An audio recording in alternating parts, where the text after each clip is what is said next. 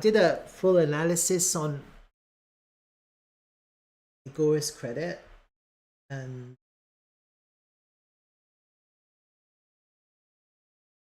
let me see if it's still there. Oh, it's still there. I had to look at their products and whatever, their website. I thought it was a joke, but whatever. And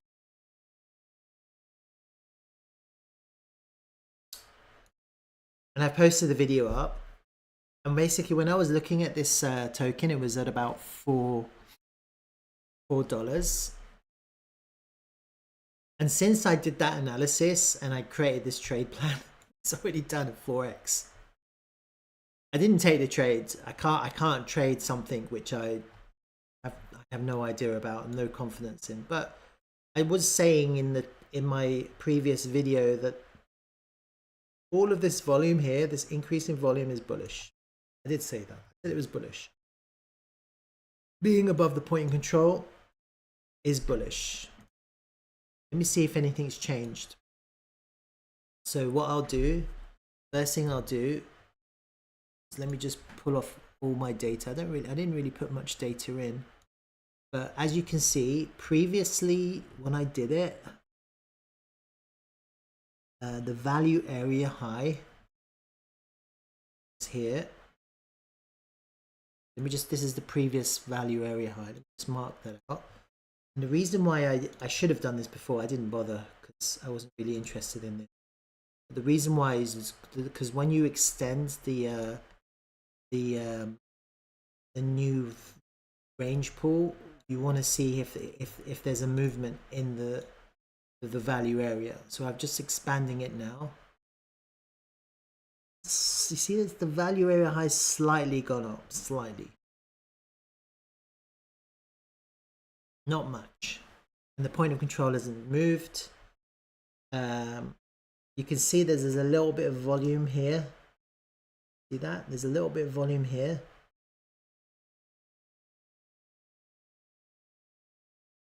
If the value area goes up with the price, then that's bullish. So until we start seeing more volume in these highs, yeah, it's very possible for the price to correct deeply. Very possible. So you have to be aware of that. And we've obviously had a really expansive move. We've already have a 4x, and when I did this,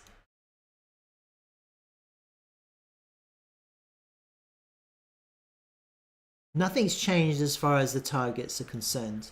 So your biggest resistance is going to come at $26. And I would, as I said this before in the previous stream, I would start scaling out at those levels. I wouldn't just because the price could always get front run at these higher levels, because you're talking about people making, if someone entered at $1, they're already up at these higher levels. They're already 20x on their investment. 20x. Yeah, if someone came in with $1,000 down here, up here in the 20s, they're at $20,000. Yeah. Of course they're going to take profit. You have to expect that. Yeah. Even if someone came in late at $2, yeah, somewhere here at the point of control, by the time they're up here, they're at 10x their investment. 10x. Why would someone wait and not take profit? You have to expect that. So just because you're not, if I look at the volume here, the volume profile on the way up, let me get rid of this trade plan now. It's irrelevant. I'll keep it just for reference. Get rid of that.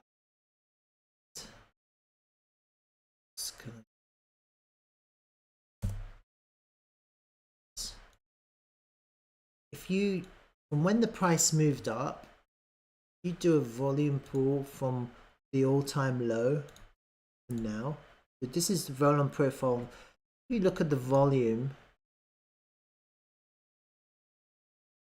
all of this volume on the way up is negligible. There's no volume. Yeah, there's no volume. Most of the volume is at the lows. That's the volume profile. So the price has basically gone up without volume. Low volume has taken the price up. Do you understand what I'm saying? You haven't gone up with significant volume in comparison to the price. So if and when this corrects, it's not going to be a sideways correction necessarily. It's going to be more of a deeper correction. So you have to be aware of that. And actually, we're still looking to go up. It still looks like it could go up. Okay, we haven't lost. We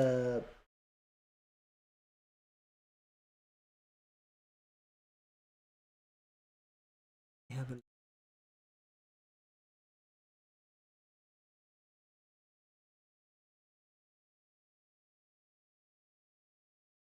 Yeah, it looks like it's still going up. I feel like it's falling down yet. Explain why. Second. Now. See, these are like SR flips. But at the moment we're still flipping levels into support. SR flip.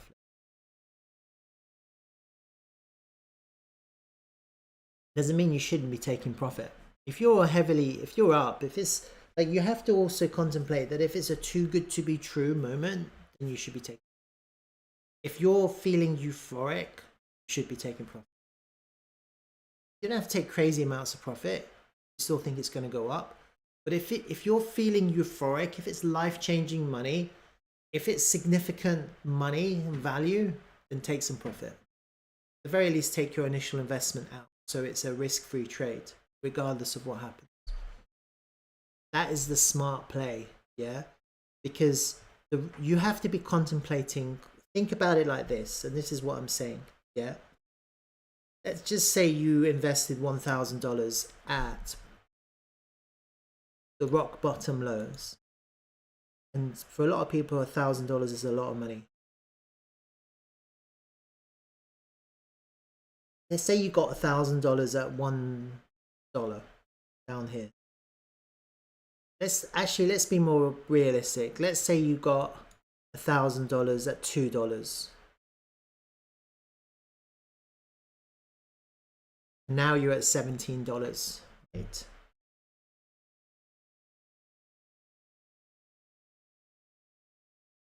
So you're on a 7x on your investment on $1,000. So you invested $1,000 at $2, and you're basically 7x. You're on $7,000. You have a $7,000. Right? $1,000 is a lot of money. $7,000 is 7 times a lot of money. Okay? Now, this is the question you have to ask yourself. Would you buy $7,000 of this at $17? That's all your money. How much would you buy at $17? You bought 1,000 at this low price. You didn't buy 7,000 at this low price. Now you're at the high price. You've got to be thinking, how much would you buy at the high price? And if that's all your money, would you put all your money in at $17? This is what you've got to be thinking. Everyone is different. Everyone has different risk tolerances, and for everyone, different values have different meaning. Now, I'm telling you that there's a significant resistance zone slightly higher. 52% higher than where we are now. 52%. That's a half an X. So if you have $1,000 in now, then when your investment goes up to $1,500, you're in resistance. Then you have to take profit. You have to take profit. Just assume that this is going to go through resistance. It won't. It just doesn't. That's not how it look. I can see on the higher time frame. Look, support until it flipped to resistance, and then look, it confirmed resistance here. That's confirmation, and this was front run. these, for me, these are two confirmations of resistance. There's no reason that this is going to behave differently, especially after such a long move, long run. If this is a bullish impulse one, yeah, then you're eventually going to have a correction, like a 3-wave correction, eventually. We don't know how that correction is going to be. So I think it's reasonable to, at the very least, if we take out this high, I think it's very reasonable to take some profit. And maybe if it was me, I would be looking to take out about 50%. Probably. And I'd look to scale out. I wouldn't want to crash the price either, because you still have your investment inside of it. We're almost there. Almost there. That's one way of doing it. Yeah.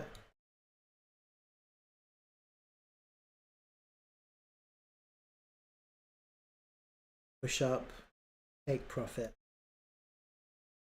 That would be a really smart play. Take profit. And then you have to decide what you want to do. If you're still bullish on this project, which I think most people who are in this are, then let's just assume that this is the wave 1 of 5-wave Elliott wave. Then you're looking for a wave 2 correction, and then the bullish impulsive wave is going to be the wave 3. Bullish, that's how far that's going to go. But let's just say, for the sake of argument, that it's going to get back up to the almost to the all-time, maybe something.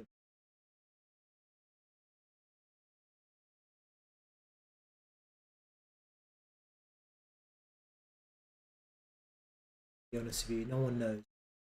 But you're looking for some kind of 5-wave up on the higher time. And this wave 2 can play out much more. Doesn't have to be so short. It could be a long correction, it could be a short correction. No one knows how this is going to play out. But usually the wave 3, like if this is the wave 1, the wave 3 is usually more impulsive. So usually this wave 3 extension is more impulsive. The reason why it's usually more impulsive is because a lot of people who've made money from the wave 1 are looking for a correction to put their money back in. But they're looking for the price to fall back to some key level of support. So obviously here we've got the support. It's this value area high. It's about $6. We have a key level of support. So if we do get up here and form resistance now, and you have some kind of pullback,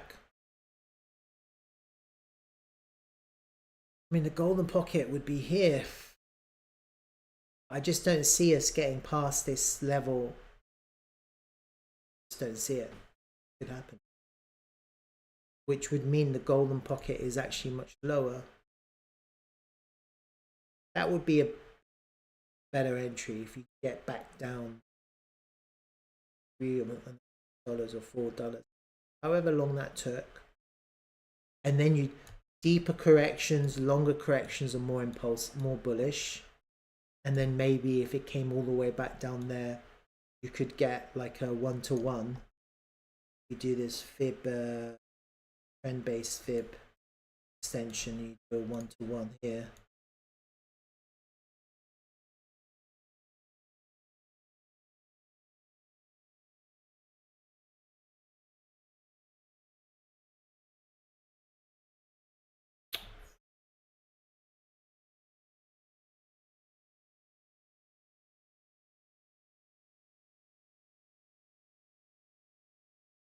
It's all black.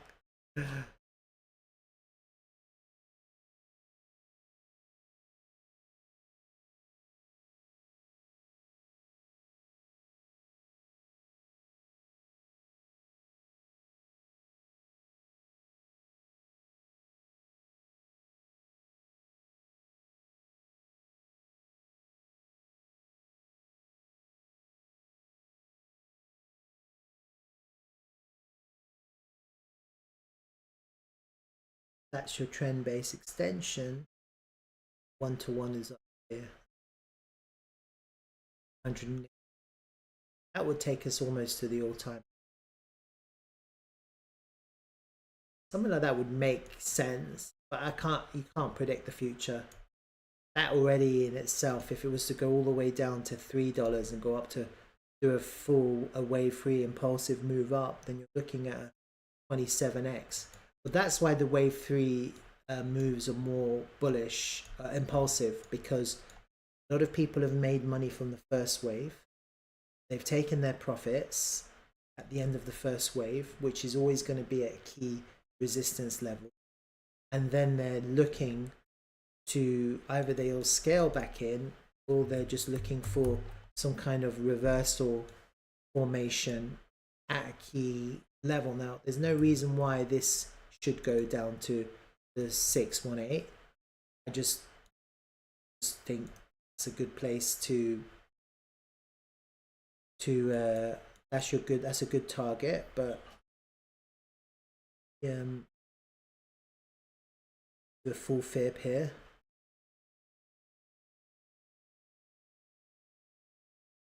I mean, it could go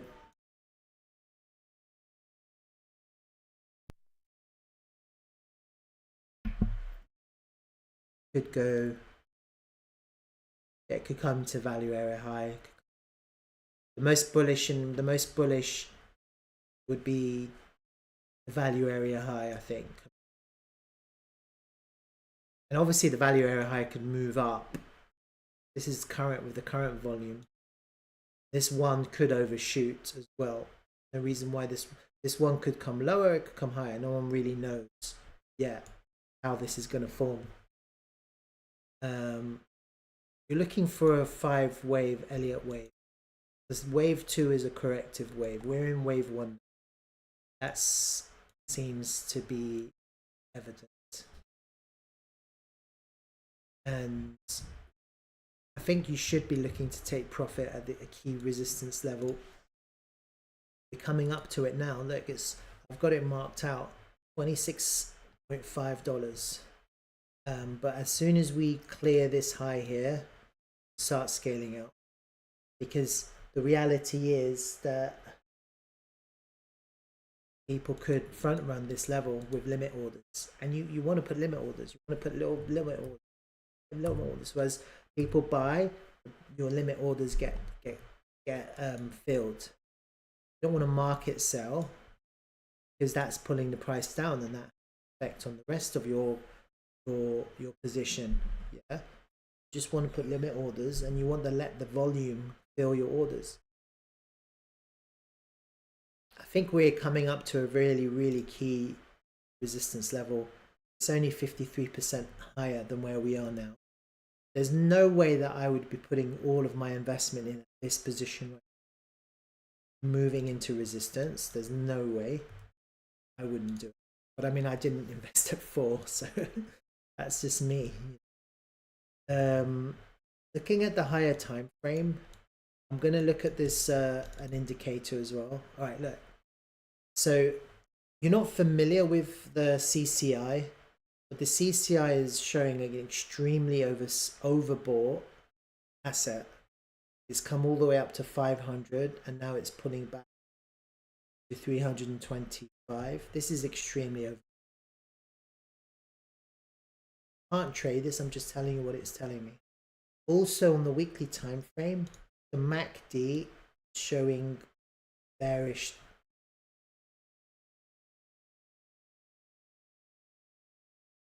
Zoom in on the chart.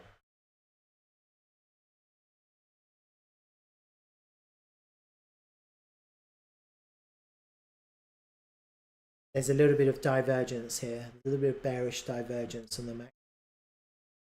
I'll tell you why, because look, we're making higher highs here compared to this significantly higher high. Here we haven't even taken these highs, still are underneath these highs. This is going down and this is going up. That's like a hidden bearish divergence. Basically what's happening is the price is going up, not enough volume to match the price going up. You have to bear these in mind. And you look at how the price reversed in the past, that's also an indication of how this price is going to be now. And there isn't really much warning on the weekly time frame when the price reverses. See, look, the price forms a square and then it just goes down, square, and then just goes. There's no like swing failure pattern or take the liquidity from the high, and there's no real warning. It just, when the price reverses, it will just start going down. Like, see, it did it here, did it here. Every single time it's done it. We haven't really had like 3 green weeks in a row. This is the first time we've had that. So this is also something to bear in mind. So we're already overextended. That's my point. We're already quite overextended. So if you're sitting in large amounts of profit, you should really be thinking about scaling back a little bit and taking some profit. And also in this last week, we have decreasing volume. You see, this is decreasing volume. Price went up, but the volume decreased. For healthy moves up, you want increase in volume. Whereas at these last 3 weeks, we've had the decrease in volume. And that's also an indication of potential future reversal. Look at the monthly time frame. This is a key level time frame. It's monthly level. But this is a monthly level. So if you get a monthly close underneath this level, then that's not going to look good. Look like it held as resistance. Ideally, what you want to do is flip that level to support.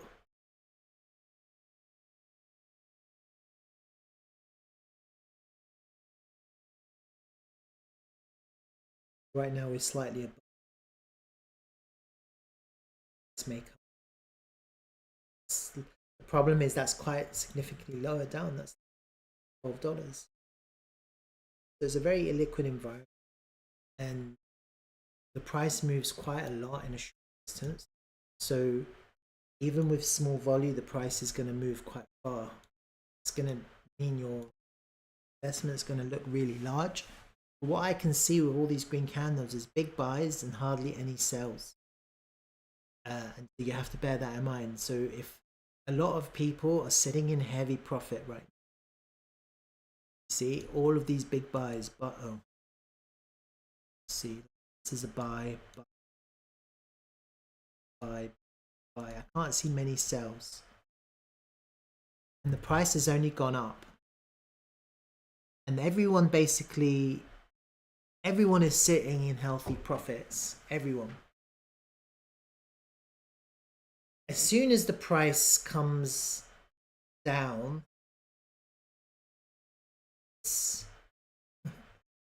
people are going to start selling because they're losing their profits now.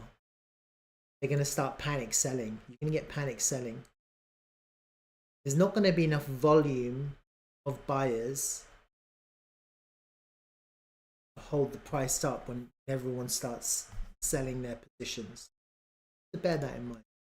So you can't preempt that. We don't know when that's going to happen, but eventually it will happen, because in the same way that the price has gone up fast, quickly, is the same way that it's going to go down quickly. See? Now you have some key levels of liquidity, but realistically, this is support here. It's right down at the bottom here. Realistically, right down here. Actually, this white line that I have lower, this whole area is your first kind of significant support. And I wouldn't be surprised if in the future the price slipped down really fast, and then a bullish continuation, the price would start to accumulate sitting above this support. That would be bullish. To lose that level down and fall back down here wouldn't be so bullish. Actually, look.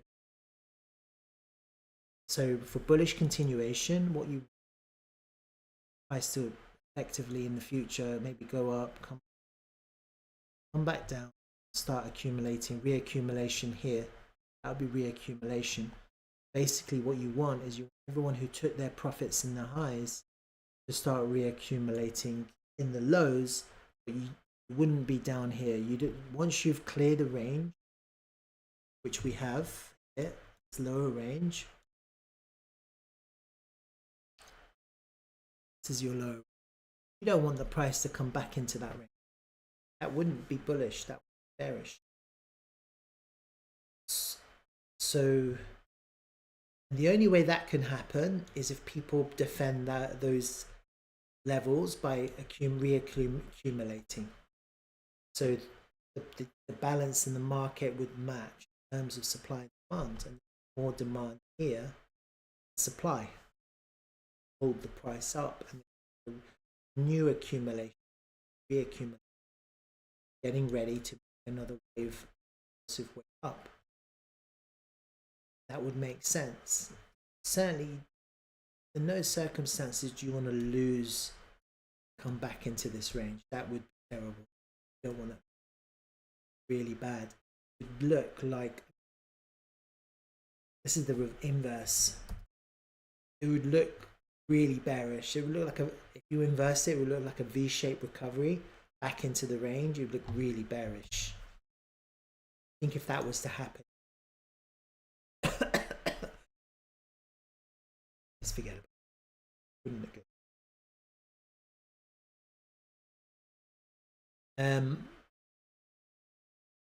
So start to look at taking profits. If you're in a really good position now, start to be taking profits.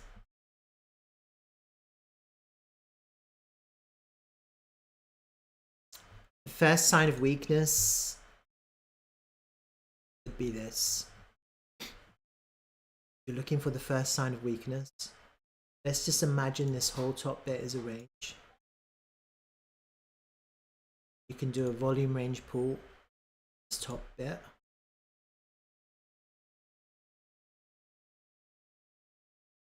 So this is already bearish because you've got the point of control in the highs. See that red line? So you're already experiencing some bearish behavior. Do the same thing with this range. See how here point of control was in the lows. This point of control is actually in the high of this. We're already experiencing a little bit of bearish behavior. That basically means people are taking profit at the highs. That's what it means. And in terms of the impulsive nature of this move, this could already be 5 waves in the wave 1. Looks like it's on.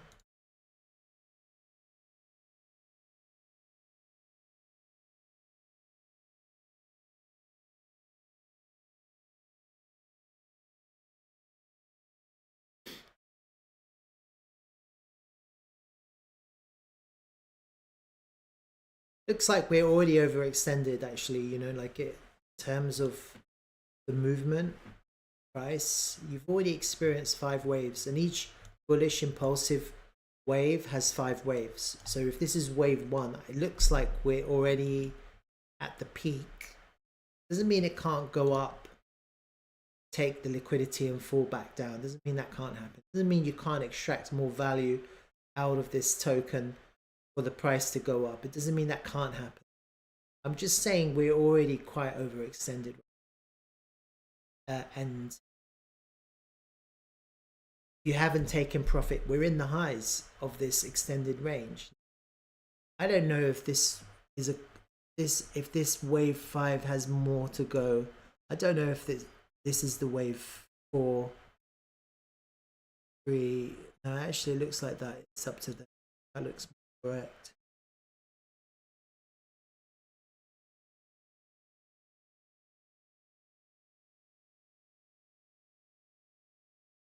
3, that's correct. This looks right. 3 can't be the smallest. 1 is small. 4 can't come underneath 1. This looks quite good.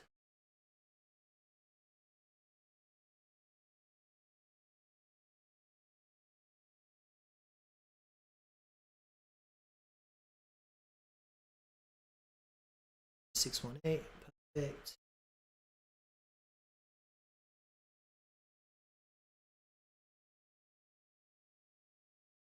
Two.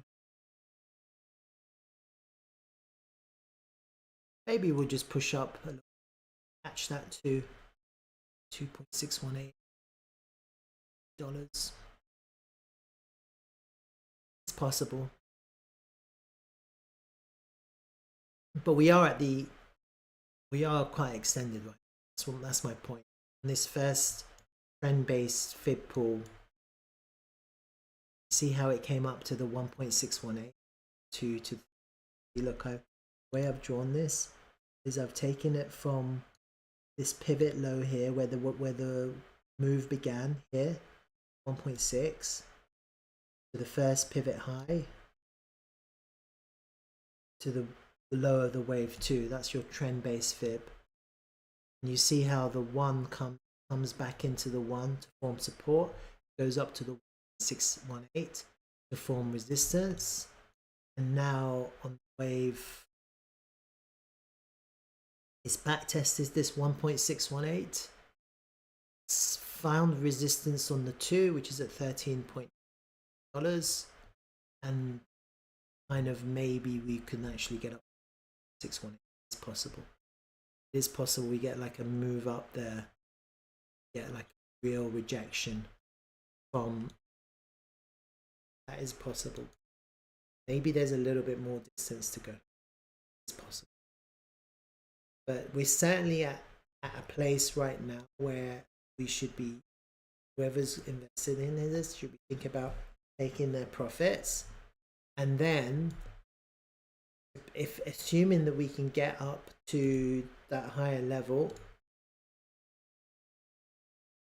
then you have a really good target for reaccumulation between $4 and $5. Get up to there.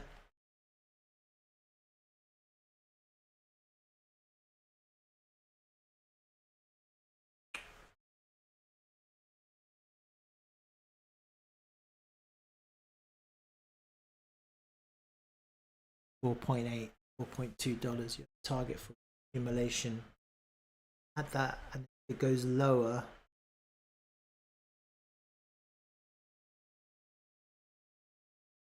$3, that would be the 786, and that would come to back test this area here, this SR flip. But then you wouldn't catch a falling knife. You need to let, when the price starts moving down, you need to let it settle before you start accumulating.